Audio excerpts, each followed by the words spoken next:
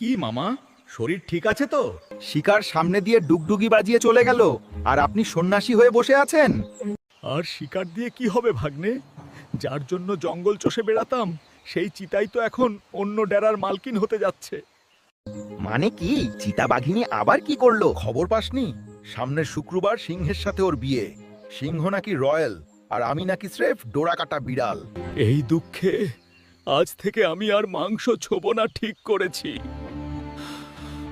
আরে মামা, মন খারাপ করবেন না। সিংহ রাজা হতে পারে, কিন্তু আপনার মতো তেজ কি আর কারো আছে? একটা চিতা গেছে তো কি হয়েছে, অন্য কেউ আসবে। আপাতত এক কাজ করেন, ডায়েট হিসেবে ঘাস খাওয়া শুরু করেন। আসলে ঘাস খেলে মন শান্ত হবে না, তবে তোর চর্বিওয়ালা ঘাড়টা চিতাবাঘের থেকেও সুন্দর।